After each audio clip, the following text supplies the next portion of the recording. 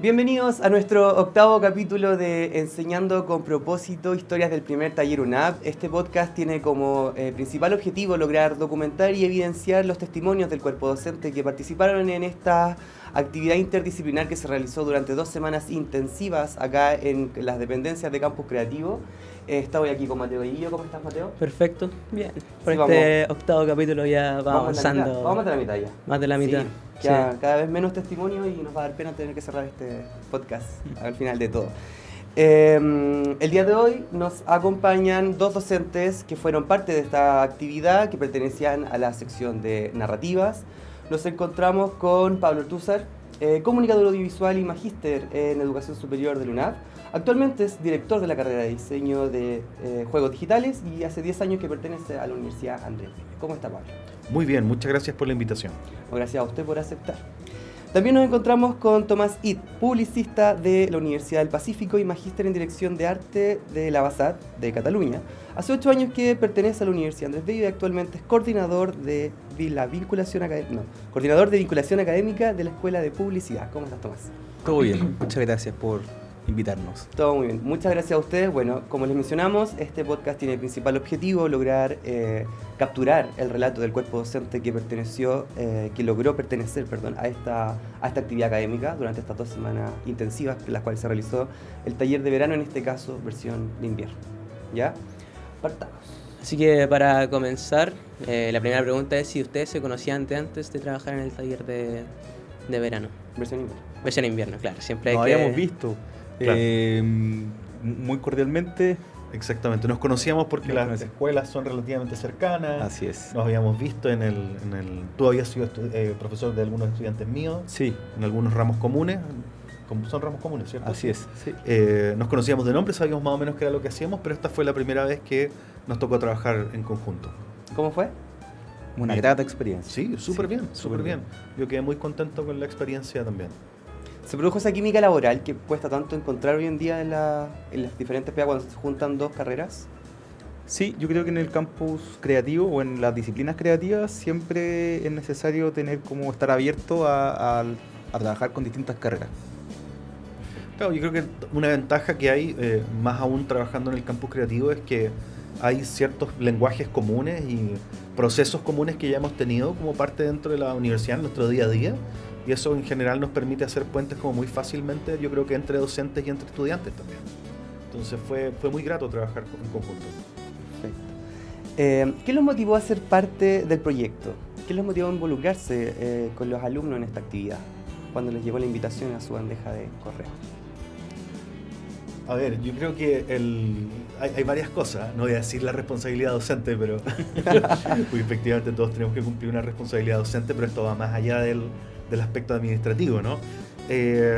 A ver, en nuestro caso nos pasó, hablo desde diseño de juegos digitales, de que esto era parte de la innovación curricular. O sea, nosotros sabíamos que venía esto hace 3 años atrás, que venía esta actividad. En 2021 se realizó la innovación curricular de todas las carreras del campus creativo. Ahí se diseña el taller de verano, que esta vez se hizo en invierno, y ya sabíamos de alguna manera que venía esta actividad, por lo tanto habíamos tenido instancias de conversación previas, habíamos participado en reuniones previas también con el equipo organizador, bastante cercano, yo desde el rol un poco de coordinador primero, luego como director.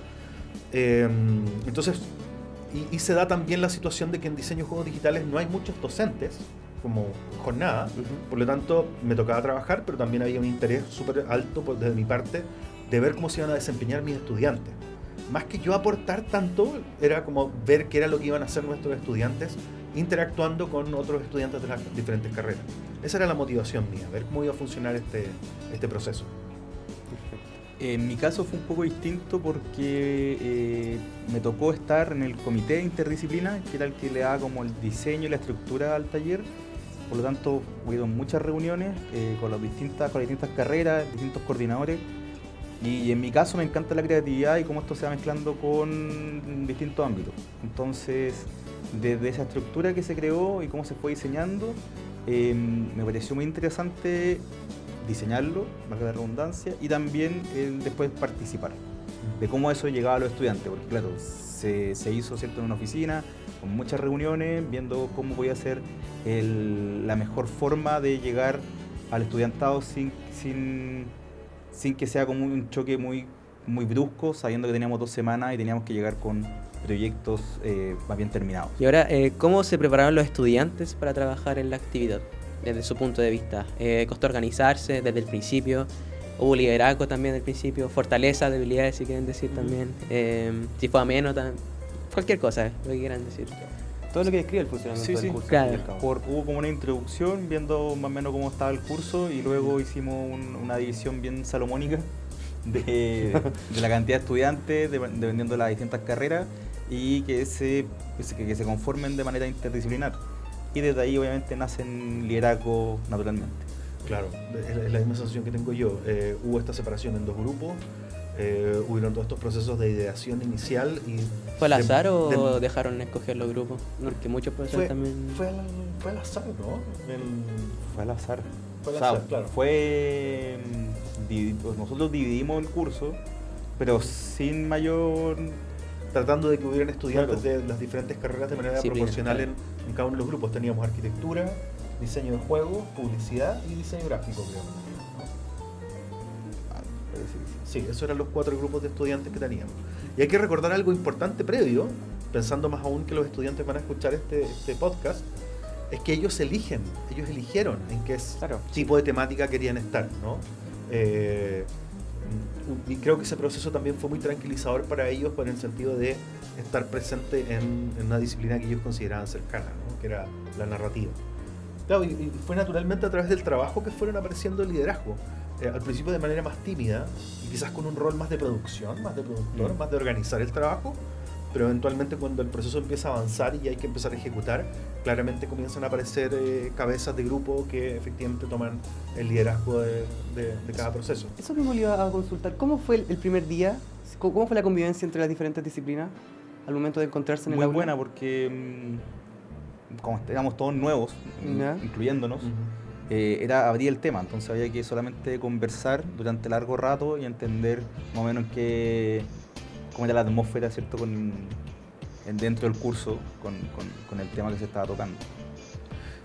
Efectivamente, claro, yo creo que no hubo ningún roce, nada. Perfecto. Fue mucho más mucho más tranquilo, agradable y receptivo de lo que yo esperaba. En el sentido de que no hubo un momento en que como que se diluyeron estas divisiones de carrera. Entonces, como se dice. Exacto. Y nada, fue muy agradable con ellos trabajar. O sea, entendieron el encargo, también entendieron que había que ser muy ejecutivo porque había un tiempo acotado. Y creo que eso también es un gran motivador también para apuntar hacia un resultado final, ¿no? Mencionamos que ustedes tuvieron arquitectos, diseñadores de juegos y publicistas. Publicistas. Y diseñadores gráficos. diseñadores gráficos, esas 4. ¿Qué actividades específicas realizaron los estudiantes? O sea, ¿qué productos logró levantar, narrativas en este caso, ya por ustedes? ¿Y cómo contribuyeron de las diferentes áreas de las carreras que estaban en esa sección? Sí, yo creo que ahí se genera una especie de división que podría ser más multidisciplinar que interdisciplinar, pero creo que todas esas definiciones también son buenas conversarlas. Por supuesto. Por lo tanto, se empieza a ver cuáles son las herramientas que tiene cada disciplina. Y dependiendo de eso se va generando el producto final que finalmente resultó.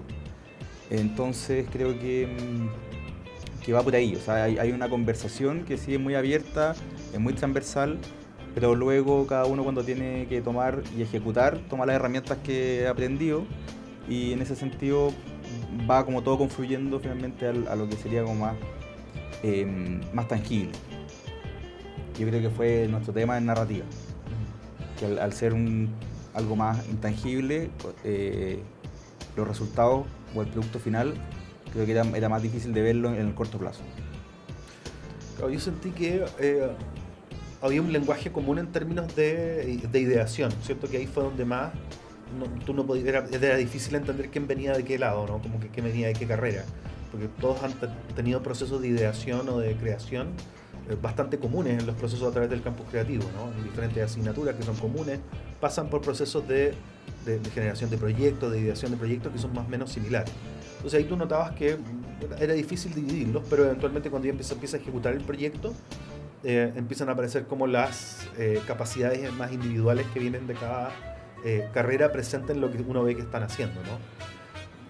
Parte de la pregunta era como en qué habían terminado los proyectos. Claro, Claro. ¿En qué concretaron al final todas estas ideas? Un proyecto en particular fue un proyecto inmersivo en realidad virtual, o sea, entre comillas realidad virtual, porque era más como una realidad sonora, de cómo funcionaba el espacio auditivo o el sonido en que estaba inserta la gente de la calle. Ya. Entonces fue una experiencia que se instaló acá en el estudio de televisión, en donde uno se colocaba estos lentes de realidad virtual. Y más que imágenes, si bien habían imágenes, era un espacio sonoro que representaba el ambiente sonoro al que se veían expuestos día a día, y eso acompañado por una campaña, ¿no? Así es. Y el segundo proyecto era... Era una mirada para empatizar Con los animales, ¿no?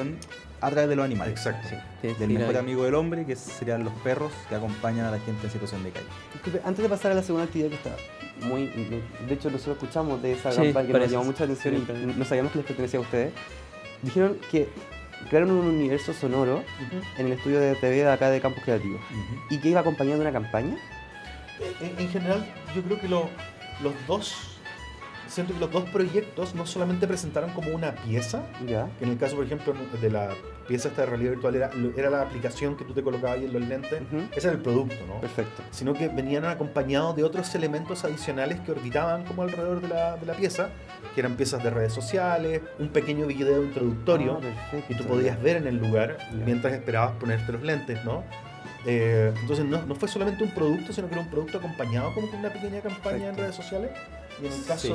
del proyecto de los animales también fue similar. Ah, Sí, perfecto. es que yo creo que después, bueno, como es cierto la narrativa, se tiene que entender, entonces tiene que haber como una especie de inmersión. Ujú. Y en este caso estaban los lentes de realidad virtual y por el otro lado también era como una narrativa, ¿cierto? Que se veía en la pantalla.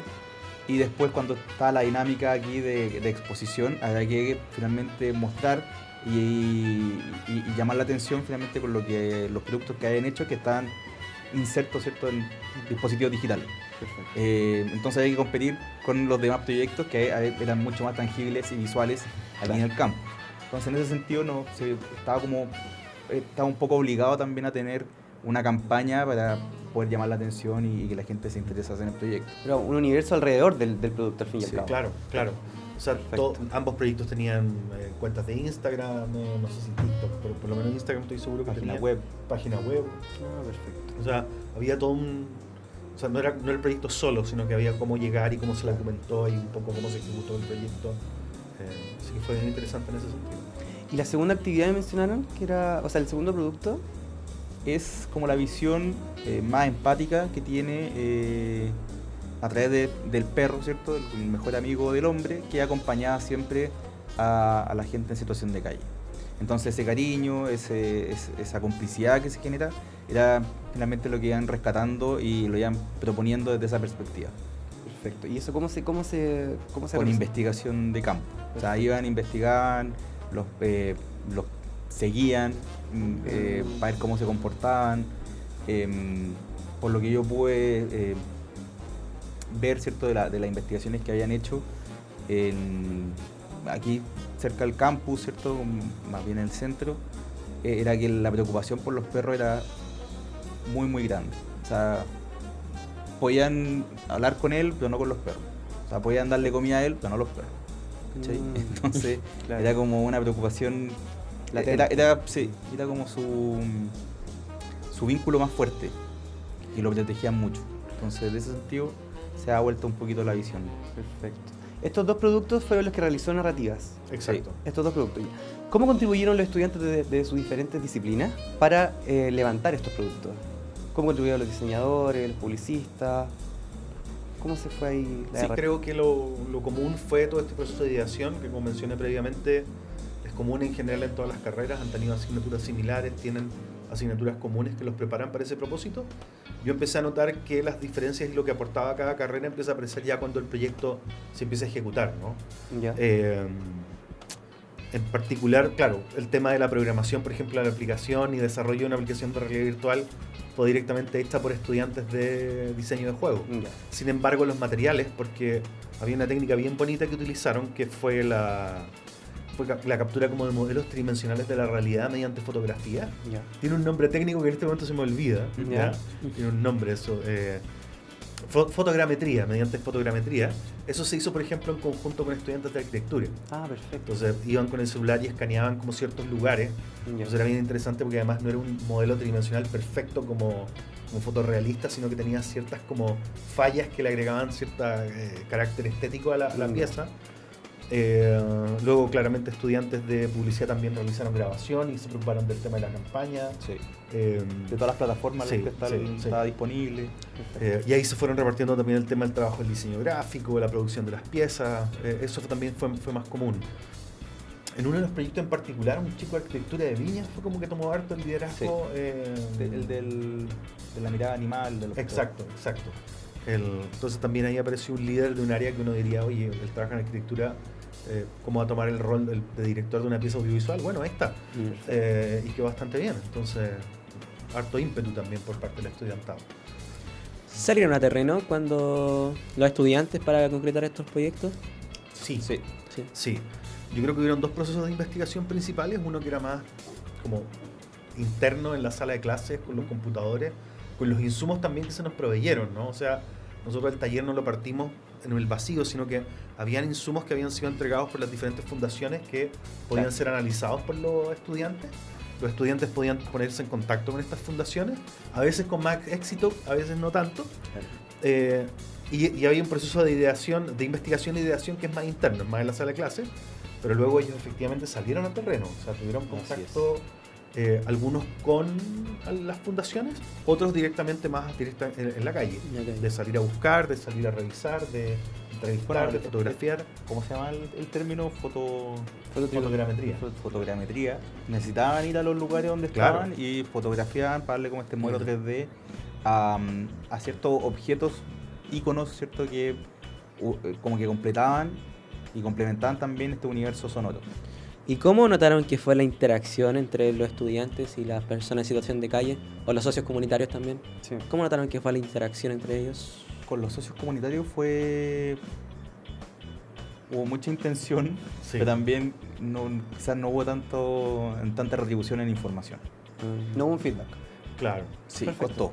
Y con el trabajo, ¿cierto?, de campo, de investigación, partieron muy bien, pero se vieron después con dos situaciones que les dio como miedo seguir ahondando en el tema. Ya estaban como, ya se sabía lo que estaban haciendo, que estaban siguiendo los animalitos, ¿cierto?, los perros, que estaban intentando como buscar alguna entrevista o alguien que lo recibiera. Y en ese sentido hubo gente que sí lo hizo y gente que no tenía muchas ganas de participar. Mencionamos situaciones que alejaron a los estudiantes. Dos situaciones. Sí, ¿Cuáles sí. fueron esas situaciones? O sea, no que lo alejaron, pero que quizás provocaron un sí, cierto... que no querían, porque llegaron con comida para los perros y ¿Ya? no querían que lo alimentaran. Entonces, esa situación creo que fue una de las que como que cortó la entrevista o Ya, la investigación. Mm. Y otra también fue como, no fue muy bien recibido el grupo.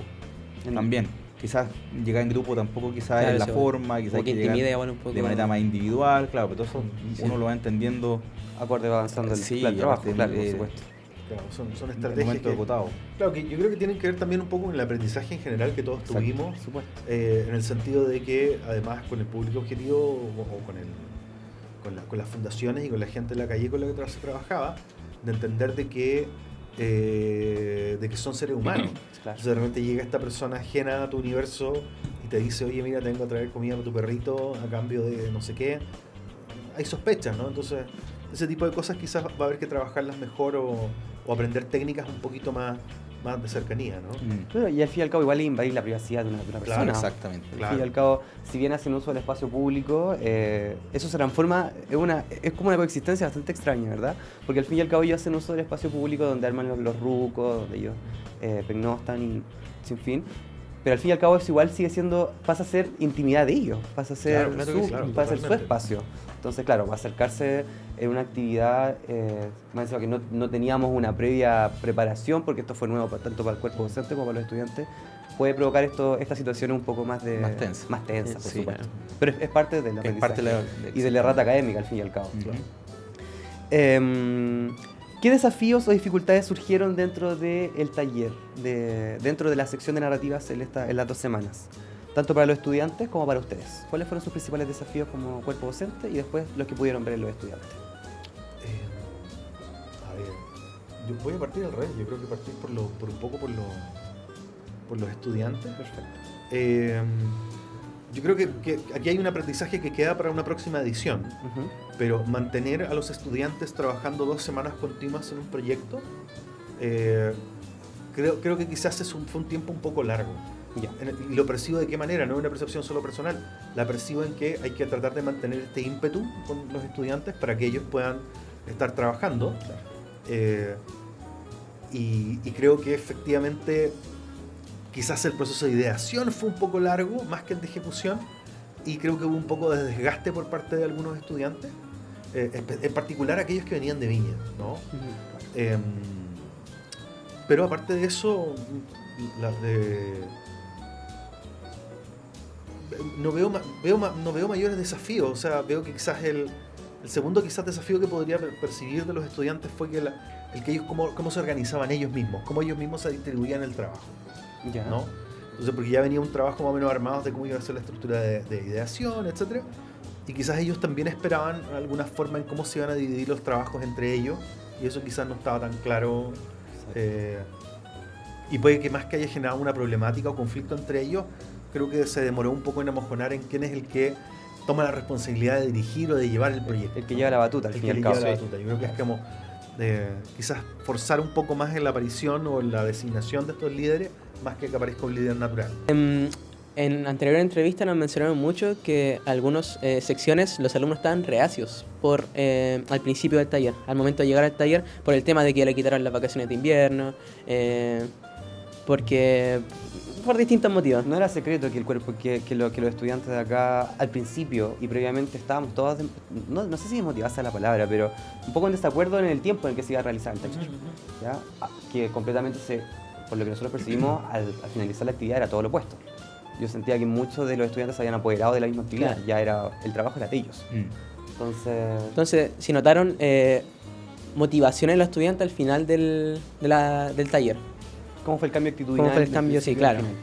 A ver, yo creo que es importante marcar ese hito cuando se le comunicó por primera vez de manera oficial a los estudiantes que se iba a realizar el taller de verano. Porque muchos de ellos, como lo conocieron originalmente, hubo un momento en que estudiantes que ingresaron a nuestra carrera en plena pandemia, el 2021, clases en línea, se les informa que se les va a innovar la malla académica y pasan a malla nueva. Se juntaron varias cosas. Y ahí se les mencionó en ese proceso, mira, va a haber este taller de verano que te va a tocar en 3er año, pero todavía se está planeando, se está diseñando y se te va a comunicar eso más adelante. Pasó 1 año, pasó 2 años y pasaron esos 3 años hasta que eventualmente llega esa instancia, ¿no? Y cuando se comunica, ya había un poco de ruido entre el estudiantado de que se iba a tratar, y se presenta esta idea y efectivamente hubieron... voy por un término muy escolar, pero siento yo que aparecieron un par de líderes negativos, ¿ya? Que efectivamente fueron muy vocales en decir, oye, pero este taller se va a hacer en verano, nos van a quitar las vacaciones, pero empezaron a aparecer otros puntos que quizás que yo sentí que eran mucho más reales, que tenían que ver con que hay estudiantes que usan el verano para trabajar, hay estudiantes que vuelven a sus regiones o a sus ciudades de origen, y aparecieron un montón de elementos también que no habíamos tomado en cuenta, creo yo. Ahí hay una responsabilidad en conjunto. Y también, como también no estaba tan presentado en su totalidad de qué era lo que ellos iban a hacer, habían asumido que lo que ellos iban a hacer en este taller de verano era muy diferente a lo que eventualmente se terminó haciendo. Era martillar, al fin y al cabo. O sea, yo era llegar a martillar a la calle. Que literalmente me dijeron, profe, yo no voy a estar colgado en un andamio pintando. Eso era lo que todos teníamos. Sí, todos teníamos. Y eso claramente no era la idea. Entonces creo que todo este proceso que se dio durante el primer semestre, en donde se comunicó de manera gradual, con diferentes presentaciones que se comunicaron a través de las escuelas, fue súper estratégico para que los estudiantes entendieran cuál era el sentido de la actividad. Creo que también cuando se ocupó el término visibilizar, cambió, porque el hablar de visibilizar te dice cuál es tu rango de acción real como a nivel de trabajo, de qué es lo que vas a hacer, ¿ya? Y hay un informe final, que no sé si ustedes tuvieron acceso a él, pero al menos nosotros los docentes que trabajamos sí lo pudimos ver en un consejo de facultad, en donde, claro, la percepción que hay del proyecto es en un 90% del estudiantado, o más, un 95% del estudiantado, muy positiva como resultado. Sin embargo, hay un par de estudiantes que todavía creen o consideran que este tipo de actividades no debieran ir o no deberían tener relación con el campus creativo, cosa que me parece que está muy equivocada. El estudiante puede pensar lo que él quiera, pero finalmente nuestros estudiantes se egresan como profesionales y al momento de enfrentarse a el mundo actual y al mundo laboral, este tipo de proyectos interdisciplinares son cada vez más comunes y tienen este tipo de espíritu o de objetivo de relación con alguna fundación, de visibilizar alguna problemática, y se trabajan con profesionales de todos los espectros, de todas las áreas, ¿cachai?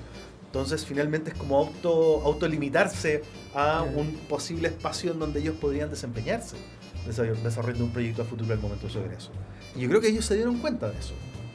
El mayor porcentaje del estudiantado se dio cuenta de eso. Al fin y al cabo es una oportunidad para poder trabajar de forma interdisciplinar, que es lo que sucede cuando uno accede al campo laboral, encuentro yo. Y entenderlo desde un principio y no encontrarte después en el mundo laboral con estas diferencias. De golpe. Claro. Y yo creo que el estar incómodo es parte del proceso y que es natural y que se entiende. Obviamente hay que minimizar toda esa incomodidad, ¿cierto? O lo disconforme que uno pueda estar. Pero creo que es parte de, o sea, cualquier rubro creativo te va a exigir una cierta incomodidad porque te están pidiendo generalmente bien cosas originales, ¿cierto? Bueno, fuera de la caja, algo novedoso. Claro. Entonces eso yo también creo que te predispone, ¿cierto?, a esta como primera fase de incomodidad, ¿cierto?, de no entender hacia dónde va, por qué me están pidiendo esto, qué quieren que yo haga. Pero luego cuando uno ya está ejecutando el proyecto, ya está ahí dentro, ¿cierto?, de este taller, le va encontrando ese gusto por las cosas creativas y por las cosas que por algo estamos acá, ¿no? Entonces creo que es parte natural de un proceso así disruptivo como este, ¿cachai? Y con respecto continuando la misma línea de actitudinal de los estudiantes, ¿cómo fue la sensibilización de los estudiantes con respecto a la problemática social que eran las personas en situación de calle? ¿Cómo lograron observar ese cambio actitudinal, si es que lo hubo? Si no, perfecto también. Ya los últimos días del taller con respecto a la problemática, con respecto al tema que se estaba trabajando. Yo creo que para todos o sea, nos generó algo adentro. O sea, yo creo que Francisco, Fundación Gente de la Calle, creo que también lo visualizó muy bien, que fue como quitar esta como connotación, esta atmósfera, ¿cierto?, como de lástima. Y entenderlos como entender esta situación como un fenómeno, ¿cierto?, como algo que puede pasar, que a cualquiera le puede pasar, y que más allá de que te dé lástima, uno puede encontrar cosas mucho más enriquecedoras, tanto como para una persona como para lo que tú puedas hacer con tu carrera, ¿sí? Yo creo que eso lo percibimos todos, más allá del estudiantado o los docentes. Creo que a todos nos hizo algo en el corazón y en la cabeza también. Pero con una sensibilización al fin y al cabo. Sí, totalmente. O sea, desde los procesos previos que hubo la preparación del taller, yo creo que, claro, hubo este proceso de sensibilización de parte de los docentes, pero luego los estudiantes, al comenzar a participar también en las charlas, ellos empezar a investigar, comenzar a conversar. Involucrarse. Claro, a involucrarse y a compartir también con otros compañeros que no estaban en sus propias secciones. Y claro, finalmente también los grupos de sus propias carreras estaban teniendo contacto con grupos de sus propios compañeros de otras secciones. Yo creo que hubo un proceso bien natural de sensibilización respecto a la temática. Y el estudiante sale con un aprendizaje que no es solo disciplinar o interdisciplinar, sino que también es del día a día, ¿no? El carácter humano. Exacto. ¿Pregunta de cierre? Bueno, sí. ¿En qué medida sienten ustedes que esto fue un aporte para la facultad, el taller que se realizó? ¿Cómo aportó para la facultad de Campus Creativo en este caso?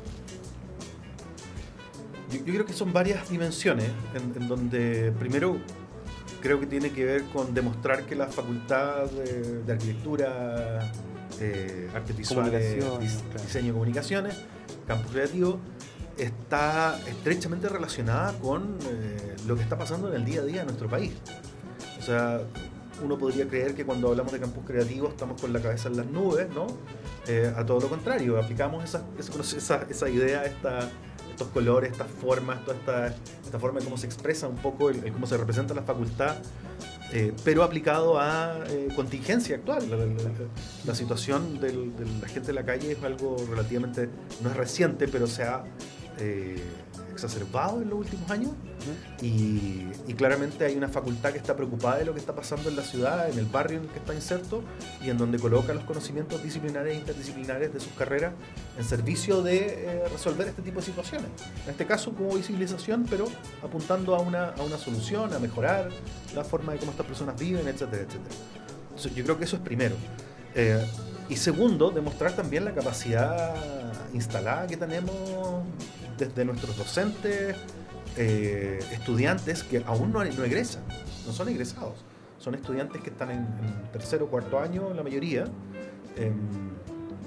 y que son capaces de desarrollar en breve tiempo propuestas de soluciones de muy buen nivel. Y de calidad, y que apuntan a una problemática contingente, creo yo. Creo que ahí para mí son esas dos grandes dimensiones, ¿no? Creo que son más hacia el exterior. Claro. Y creo que la última dimensión es más hacia el interior, que tiene que ver con que efectivamente la promesa de interdisciplinariedad que coloca el campus creativo se cumple, ¿no? Se está cumpliendo y está funcionando y funciona bien, ¿no? O sea, todos estos esfuerzos que se han hecho en los diseños de las mallas, en asignaturas comunes, en tener temáticas interdisciplinares que guía cada año, etcétera, etcétera, están viéndose reflejadas en resultados tangibles, ¿no? No queda solamente en la idea, sino que efectivamente se produce y se cumple la promesa. Perfecto. Sí, concuerdo completamente. Creo que es un tremendo aporte, tanto para la facultad como para cualquiera que haya pasado por esta experiencia. Y también creo que se aplica la creatividad de una forma también muy, muy estrecha con la realidad.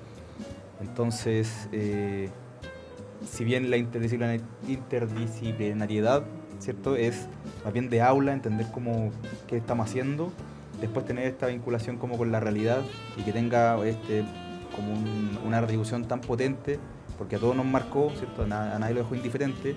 Creo que tiene como esas dos dimensiones que hacen que esta facultad tenga como una pertenencia, ¿cierto?, a la realidad que estamos viviendo. Perfecto. ¿Estamos? Estamos. Sí. Bueno, le damos las gracias a nuestros invitados de este 8º capítulo, Pablo Ortúzar, Tomás Id, que fueron parte de la sección de narrativas en esta primera edición del taller de verano, en este caso versión invierno, que se realizó acá en las dependencias de Campus Creativo. Recordemos que este podcast busca registrar y hacer reflexionar a nuestra audiencia sobre qué es lo que sucede cuando la academia se vincula con problemáticas sociales que están afectando, como se mencionó en este podcast, a nuestro país y a nuestra sociedad.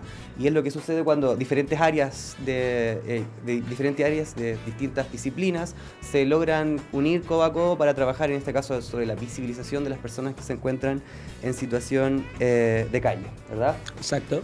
Le damos las gracias a nuestros invitados nuevamente y nos vemos en el próximo capítulo de Enseñando con Propósito, historias del primer taller UNAV, que habla sobre las historias de que se realizaron acá el primer taller de verano, versión invierno, en las dependencias de Campus Creativo. Nos vemos en la próxima edición. Muchas gracias. Chao, chao. Gracias. Chao, chao.